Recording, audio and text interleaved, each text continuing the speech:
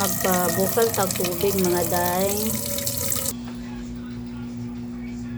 For today's ganap mga day, magluto ta ninyo og champorado. Kani atong champorado mga day, wala ta nagamit ani og kanon. Rolled oats atong gamit ani mga day. Unya mga day, ato na lang i-prepare diha ato ang tabliya. Kani nga tabliya gikan pa jud ni sa Bohol mga day.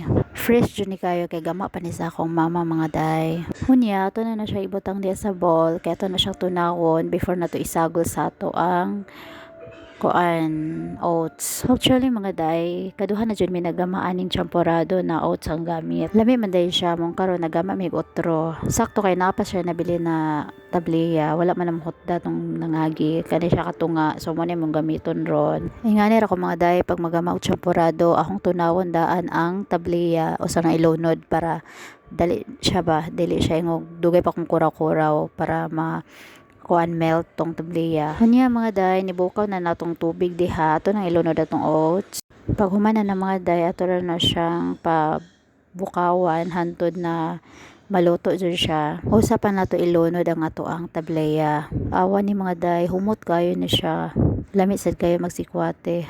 Yang i-partner kay Biko. Sus, favorite kayo na nako mga day. Unya, naluto na atong oats. Nahumok na siya. Ato nang ilunod ni ato ang tabliya.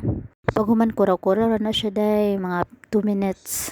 Unya, butangan natin siya brown sugar. Murag mas lami mga day kung muscovado, pero wala man ko muscovado, brown sugar may naa, so kini lang atong gamiton. And finally, naluto na siya mga day, lami kayo ni. Unya, ang nagdajud og lami ani atong champorado mga day, kay ang powder, milk powder na ibutang nato anang on top. Oh, sus kalami na lang jud.